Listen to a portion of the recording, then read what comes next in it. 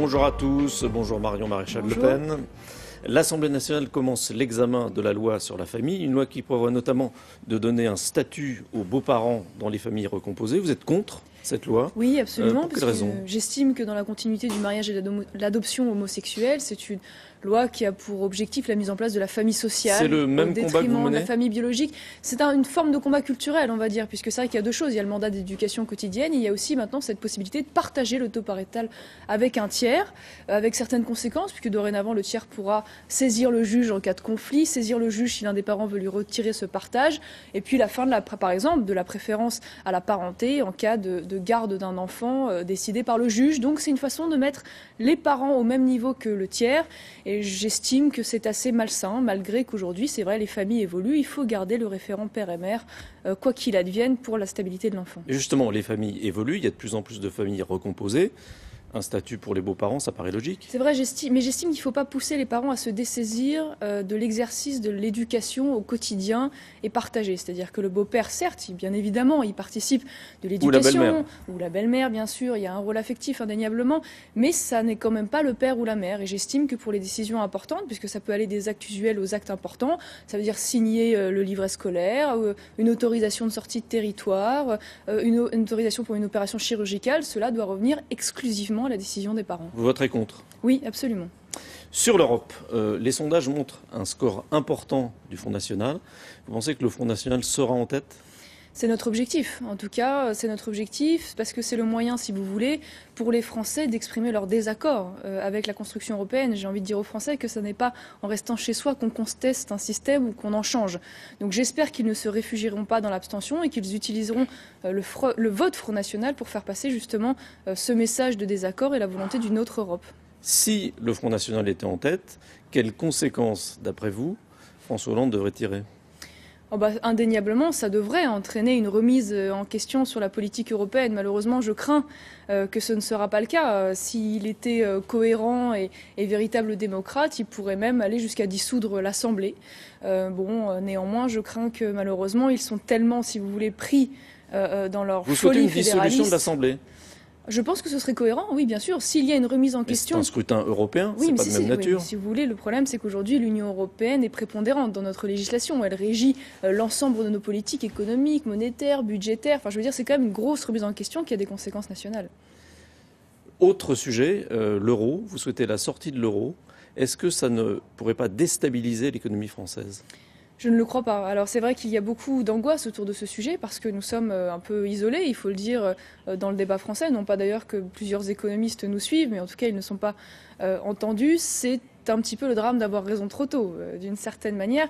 Je ne crois pas. Je crois que les bénéfices seront bien plus grands que les inconvénients, notamment en termes d'emploi, parce que nous souffrons de cet euro trop fort qui pénalise entre autres d'ailleurs nos exportations et qui aujourd'hui malheureusement ne peut pas être dévalué, puisque vous savez que la Banque centrale est européenne, donc c'est un leurre et un mensonge. Justement, est-ce que la Banque centrale ne peut pas être amenée à faire baisser l'euro ?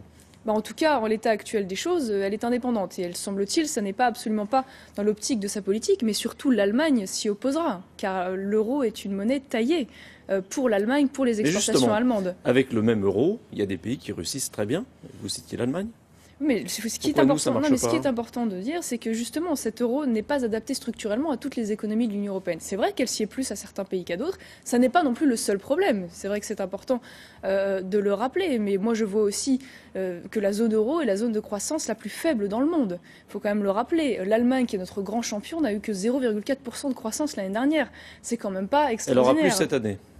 Elle aura peut-être un peu plus cette année, mais bon, entre les prévisions et la réalité. Mais en tout cas, ce qui est une certitude, c'est que c'est une monnaie qui n'apporte ni emploi, ni croissance, ni postérité. Sortir de l'euro, c'est pas éviter de faire les réformes dont la France a besoin. Je pense que c'est une réforme fondamentale. Il y a d'autres réformes, c'est vrai, vous avez raison, importantes. Il y a aussi des mesures de protectionnisme à prendre aux frontières pour nous défendre. Non, mais je veux dire, c'est pas une solution de facilité qui nous évite de faire les réformes difficiles. Je crois pas, puisque vu la difficulté de défendre cette idée, de l'expliquer et de tout de suite de ne pas tomber, on va dire, dans l'opposition morale, quasiment religieuse de nos adversaires, très honnêtement, je ne crois pas que ce soit une solution de facilité. Et pourtant, ça nous éviterait, par exemple, de baisser la dette, de lutter contre les déficits. C'est pas ça aussi l'idée ? L'idée de l'euro, bien sûr, non mais Non, l'idée de l'euro. l'idée de sortir de l'euro. L'idée de sortir de l'euro, c'est une façon aussi, bien évidemment, de lutter contre les déficits et de lutter également contre la dette. Puisqu'en fait, si vous voulez, le problème de ce déficit, c'est qu'il est lié structurellement à une économie qui ne crée plus de richesse. Aujourd'hui, qui ne crée plus d'emplois, donc les recettes fiscales baissent, donc les déficits augmentent. Donc, si vous voulez, c'est un cercle vertueux que nous cherchons à recréer à travers la récupération de cet outil monétaire. Il ne faut pas oublier quand même que l'immense majorité des pays du monde ont leur monnaie. Je pense notamment à l'Angleterre qui n'est ni dans l'espace Schengen et qui a sa propre monnaie.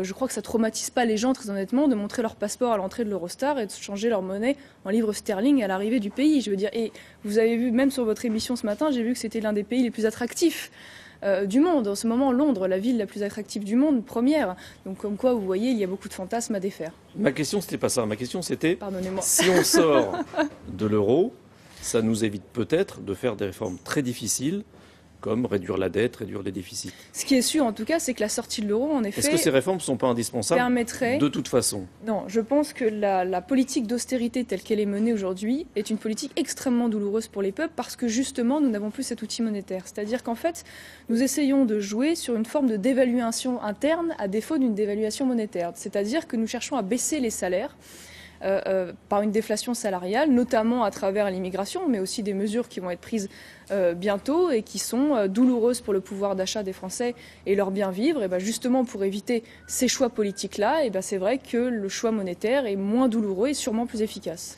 Vous proposez aussi de sortir de l'Union européenne.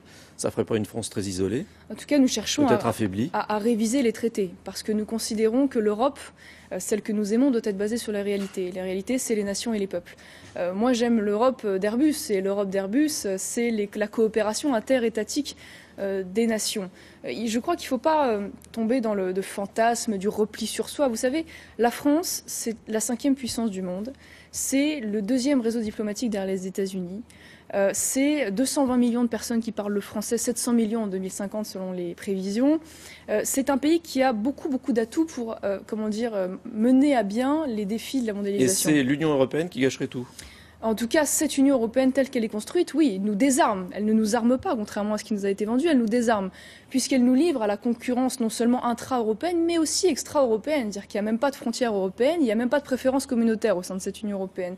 Donc oui, elle nous désarme par cette monnaie trop forte, elle nous désarme par l'ouverture totale des frontières et par une immigration incontrôlée. Donc c'est vrai qu'aujourd'hui, cette Europe est irréformable. Donc, concrètement, par exemple, ça voudrait dire que pour les étudiants, le programme Erasmus, ça n'existerait plus?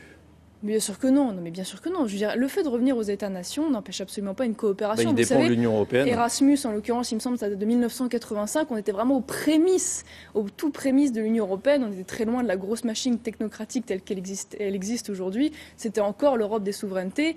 Et je crois très honnêtement que c'est le genre de programme qu'on pourrait continuer à mener à bien. Merci. C'est moi.